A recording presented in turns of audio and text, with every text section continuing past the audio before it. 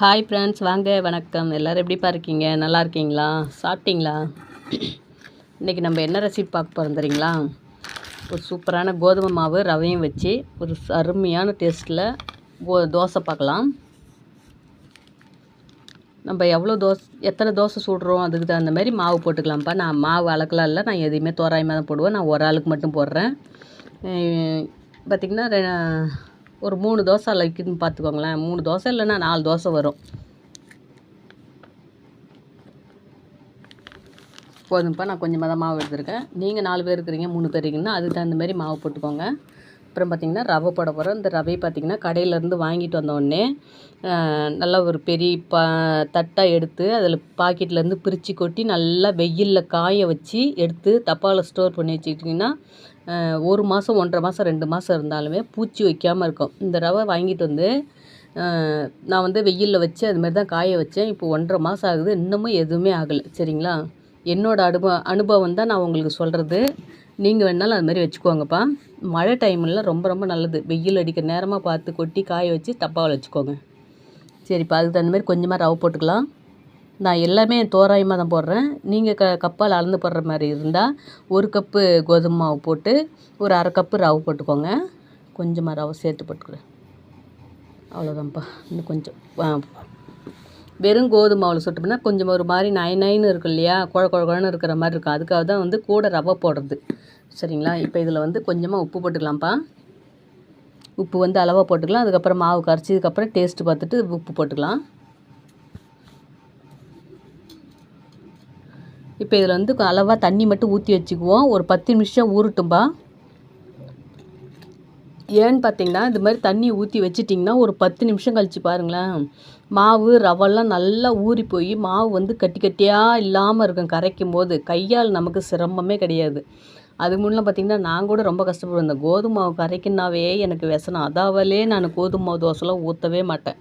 இது வந்து நானாக ஒரு நாள் சரி இது மாதிரி ஊற வச்சு பார்க்கலாமா அப்படின்னு நினச்சி நானாக திங்க் பண்ணி ஊற வச்சது தான் இது. இதில் வந்து தண்ணி ஊற்றி விட்டிங்கன்னா இப்போ ஒரு 10 நிமிஷம் ஊறட்டும். மேலே இருக்கிற மாவு நனைஞ்சாலும் நனையலான்னு போகும், அது ஒன்றும் பிரச்சனை இல்லை. அடியில் இருக்கிற மாதிரி ஃபுல்லாக ரவை மாவு நல்லா குழன்னு ஊறி போயிருக்கும். சூப்பராக இருக்கும். கரைக்கிறதுக்கு கட்டி முட்டி வராது. சரிப்பா, அப்படியே ஒரு 10 நிமிஷம் ஊறட்டும். 10 நிமிஷம் ஆயிடுச்சுப்பா.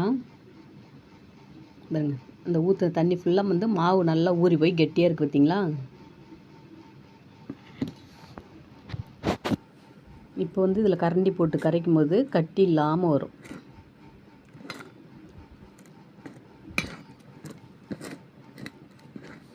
இன்னும் கொஞ்சம் தண்ணி ஊற்றிக்கலாம்.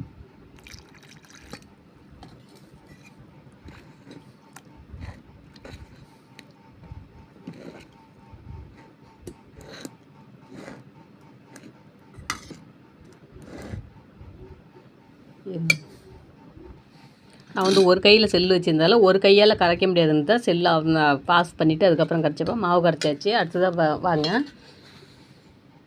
பச்சை மிளகாய், வெங்காயம், கருவேப்பிலை தாளிக்கலாம். எப்படி தாளிக்கிறதுன்னு பார்க்கலாம் வாங்கப்பா. தாளிக்கிறதுக்காக வடச்சட்டி அடுப்பில் வச்சாச்சு.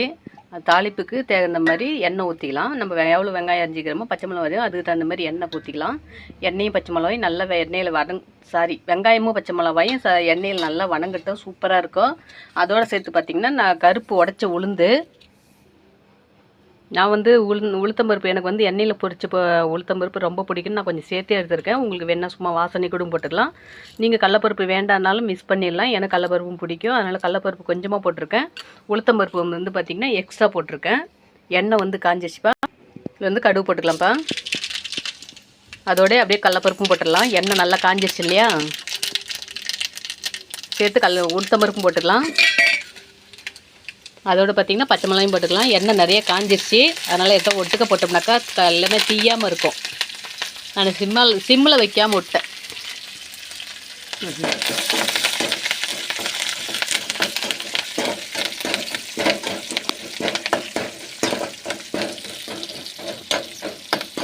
ஒரு கையால் செல்லு எடுத்துகிட்டு ஒரு கையால் சமைக்கிறது மட்டுமே இது மாதிரி தான் கொஞ்சம் கஷ்டமாக இருக்கும். ஒருத்தர் வந்து செல்லு பிடிக்கிறாங்க அப்படின்னாக்கா பொறுமையாக கொஞ்சம் ஈஸியாக நல்லாயிருக்கும், ஹெல்ப்பாக இருக்கும், சமைக்கிறதுக்குமே கொஞ்சம் நல்லாயிருக்கும். நான் ஒரு கையால் செல்லு பிடிச்சிட்டு ஒரே கையால் சமைக்கிறது கொஞ்சம் சிரமமாக தான் இருக்குது. இதுக்கு லைட் போட்டுக்கலாம். எல்லாம் நல்லா வணங்கிடுச்சுப்பா. அடுத்து வெங்காயம் போட்டுக்கலாம். நான் வந்து எனக்கு இது மாதிரி வெங்காயம் வணக்கி சுடுற தோசையும் சரி, பச்சையாக போட்டு சுடுற தோசையும் சரி, நிறைய வெங்காயம் சேர்த்துப்பேன். இந்த தண்ணியில் வேக வைக்கும் போது மட்டும்தான் வெங்காயம் கம்மியாக சேர்த்துப்பேன். நீங்கள் உங்களுக்கு தகுந்த மாதிரி வெங்காயம் நீங்கள் எப்படி சாப்பிட்றீங்களோ அதுமாதிரி சேர்த்துக்கோங்க. இப்போ இந்த வெங்காயமும் வந்து பார்த்திங்கன்னா நல்லா வணங்கட்டும் எண்ணெயில்.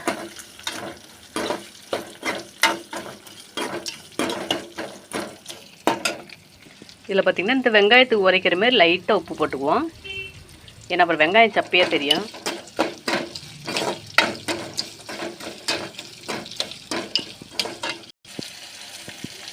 இப்போ பார்த்திங்கன்னா லைட்டாக மஞ்சள் தூள் போட்டுக்கலாம்ப்பா இந்த எண்ணெயிலேயே. சும்மா கொஞ்சமாக கலருக்காகவும் சரி, கொஞ்சம் டேஸ்ட்டுக்காகவும் சரி. மஞ்சள் தூள் ஒரு டேஸ்ட்டு தான். நீங்கள் மஞ்சள் தூள் வேண்டாம் அப்படின்னா போட தேவையில்ல. கரண்டி இதிலே வச்சுட்டுங்களா, கரண்டி பயங்கரமாக சூடு ஏறிப்போச்சு.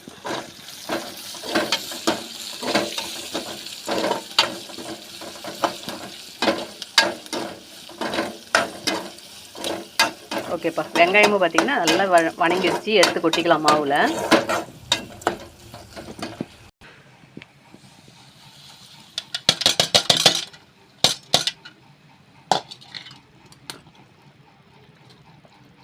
நல்லா கரைச்சிக்கலாம்ப்பா. கொஞ்சம் ரொம்ப கெட்டியாக இருந்ததுன்னா லைட்டாக தண்ணி போட்டுக்கோங்க. இல்லை அளவாக வந்து தோசை ஊற்றுறது மாதிரி இருந்ததுனாக்கா சரியாக விட்டுக்கோங்க. நீங்கள் எப்படி பதத்தில் எப்படி ஊற்றுவீங்களோ அதுக்கு தகுந்த மாதிரி செஞ்சுக்கோங்க. இப்போ இந்த ஸ்டேஜில் வந்து பார்த்திங்கன்னா வெங்காயத்துலேயே கொஞ்சம் உப்பு போட்டுருக்குறோம் இல்லையா, மாவை லைட்டாக தொட்டு சாப்பிட்டு பாருங்கள்.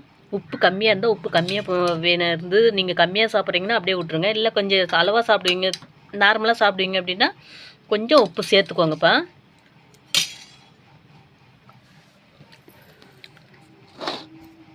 எனக்கு வந்து பார்த்திங்கன்னா உப்பு கம்மியாக இருக்குது.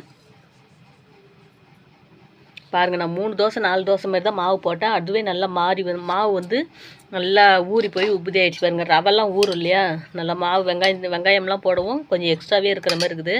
நான் இந்த கெட்டியில் ஊற்ற மாட்டேன், இன்னும் கொஞ்சம் தண்ணி ஊற்றிக்கலாம்.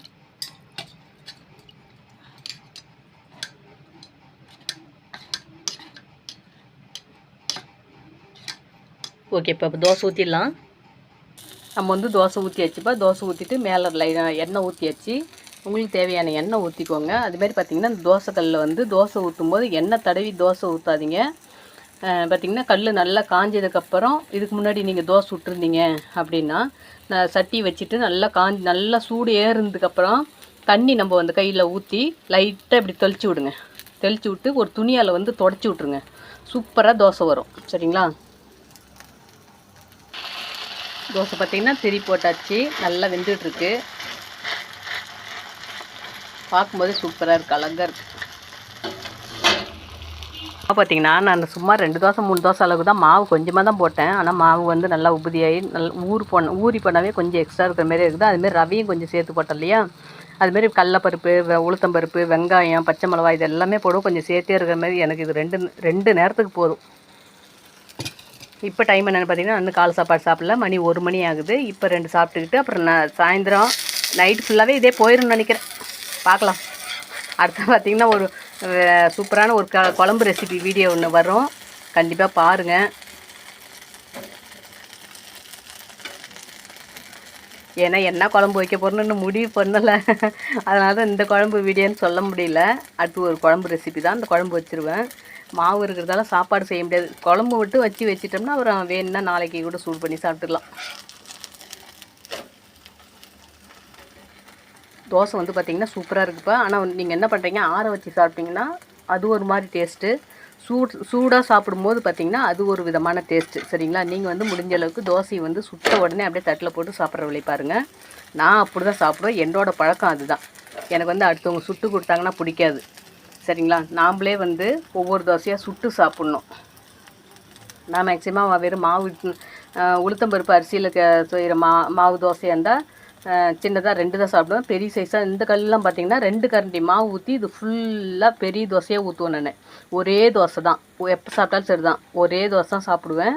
அதுமாரி பார்த்திங்கன்னா சாப்பிட்டுட்டு திரும்ப பசியாக இருந்ததுன்னா வேணால் திரும்ப நானே ஊற்றி சாப்பிடுவேன். கல் ஆறுனதுக்கப்புறம் திரும்ப அடுப்பத்தை வச்சு எனக்கு அப்பப்பைக்கு அப்படியே ஊற்றி சூடாக சாப்பிட்டா தான் பிடிக்கும்.